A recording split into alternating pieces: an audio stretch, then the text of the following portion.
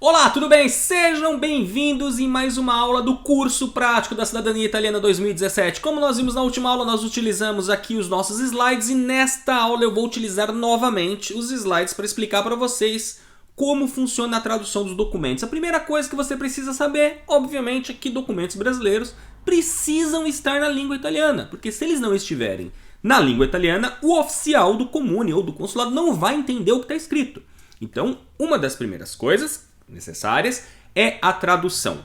Ou como funciona essa tradução? A tradução ela é chamada tradução pública, que nós conhecemos como tradução juramentada e é feita por um tradutor público ou, como nós conhecemos, nós costumamos dizer, um tradutor juramentado. O tradutor público e intérprete comercial é o nome do profissional que efetua essa tradução. Para que você tenha uma ideia da importância desse tradutor público, ele é nomeado através de um ato do governador do estado onde ele mora, ele é matriculado na junta comercial do estado onde ele reside e ele foi aprovado num concurso público. Ou seja, ele precisou em determinado momento passar por um concurso público e ter a língua que ele escolheu para traduzir como profissional, ele teve provas, ele teve que mostrar um excelente conhecimento da língua, no nosso caso da língua italiana. Então, não é qualquer um que pode se tornar tradutor público e juramentado.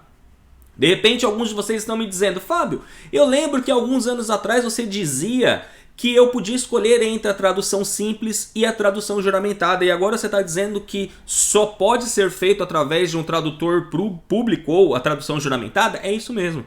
Porque com a implementação da apostila de Haia em agosto de 2016, e vai ser um tema de uma aula futura, não se preocupe com isso agora, uma das obrigatoriedades do apostilamento é que ele seja feito por um tradutor público e intérprete comercial. Não pode mais ser feito as traduções simples, tá bom? Em relação à tradução juramentada, como que ela é feita? Primeira coisa, o tradutor ele tem que descrever fielmente o que está escrito no documento original. Então, o tradutor português e italiano ele vai pegar a sua certidão brasileira e vai transcrever e descrever para a língua italiana exatamente o que consta naquele documento. E uma outra coisa, não é só o texto que é transcrito ou que é traduzido. Quando tem um carimbo, um selo, um brasão, qualquer coisa que está ali naquele documento, o tradutor também efetua a tradução. Eu vou explicar daqui a pouquinho, eu vou mostrar para você daqui a pouquinho um documento brasileiro com a sua respectiva tradução. Como eu disse, tudo isso mudou em relação à apostila de Haia que nós vamos falar daqui a pouquinho. Quer dizer, daqui a pouquinho não, numa próxima aula. Qual é o valor de uma tradução juramentada hoje? Primeira coisa, você precisa entender que os valores eles são determinados através de uma tabela de preços, onde cada junta comercial estipula esta tabela de preço. Então, a junta comercial do estado de São Paulo determina lá, tem uma tabela de preços em relação à tradução e assim por diante. Porque, lembre-se, cada tradutor ele é inscrito na junta comercial de cada estado.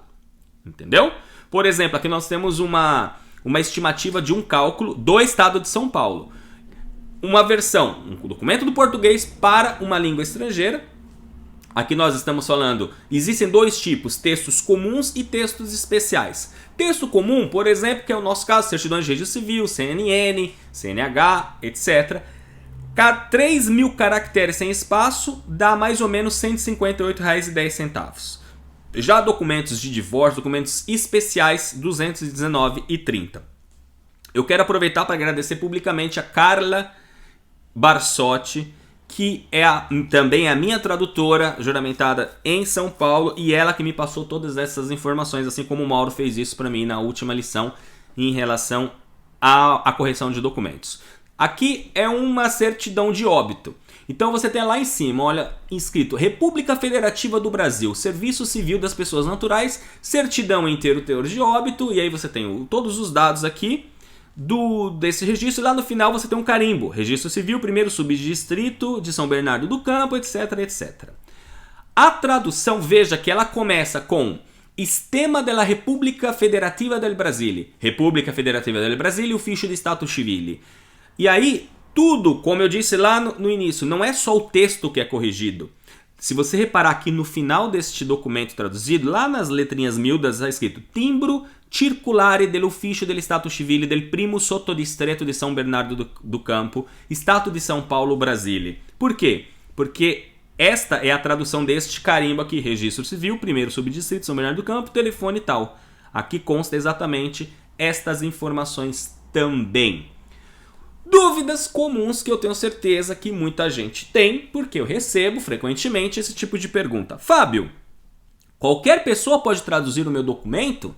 Não, como eu disse, somente tradutores juramentados. E esta pergunta ela é válida porque antes dessa implementação da apostila de Haia, até podia, em determinados estados, os consulados, antes de legalizar os documentos, alguns estados eles aceitavam qualquer tipo de tradução. Hoje em dia isso já não acontece por causa da apostila de Haia.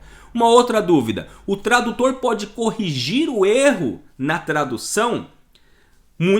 É incrível como muita gente tem essa dúvida. Fábio, mas se eu tenho lá, eu não quero retificar porque é caro, porque vai demorar muito. E se eu pedir para o tradutor simplesmente, na hora que ele estiver lá colocando o sobrenome do meu antenato, ele traduzir para o nome correto? Como você viu no começo desta aula, isso não é possível. O tradutor ele tem obrigatoriamente que efetuar uma tradução literal e exatamente como consta o texto do documento, tá? Você não pode pedir para um tradutor fazer uma coisa dessa. E uma outra coisa também, agora com essa coisa da apostila de Haia, muita gente tem essa dúvida. O tradutor pode ser de um estado, ótimo. O tradutor pode ser de um estado e traduzir documentos de outro estado? Sim.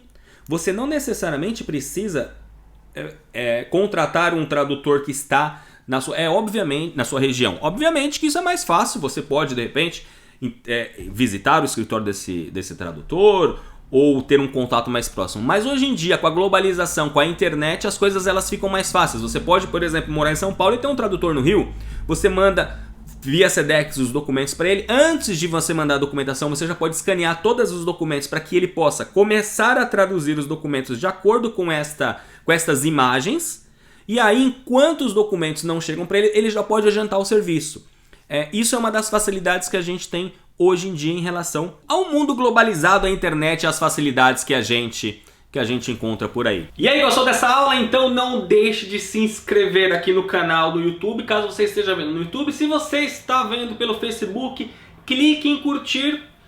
E, obviamente, se você ainda também não segue a página do Facebook aqui da minha saga, clique também para acompanhar os nossos materiais. E não se esqueça, mais uma vez, como eu sempre em cada lição eu tenho que dizer, no final de cada lição, aqui embaixo na descrição do vídeo, você vai encontrar um link. Este link vai te levar para a página específica desta aula, onde você vai encontrar materiais didáticos e você também pode deixar a sua dúvida em relação a algo que você não entendeu ou que você gostaria que eu abordasse mais profundamente nesta aula. Cada lição tem uma página específica com um campo de dúvidas para você deixar. Procure sempre deixar a sua dúvida debaixo de cada lição. Não cruze informações. De repente essa aula, por exemplo, agora, que nós estamos falando, ou que nós falamos sobre a tradução dos documentos, deixe dúvidas sobre tradução. Se você tem dúvidas sobre outros assuntos, espere. Se eu ainda não publiquei uma aula, espere essa aula, porque eu vou falar sobre tudo relacionado ao processo de cidadania italiana. Ou então, verifique se as aulas que já foram postadas são relativas ao que você está procurando e deixe sua dúvida por lá, ok? Não se esqueça de curtir e compartilhar esse vídeo nas suas redes sociais. Se você ainda não é inscrito no canal aqui no YouTube, clica aqui no meu rosto para se inscrever e a gente se vê amanhã na próxima aula do curso prático da Cidadania Italiana 2017. Arrivederci!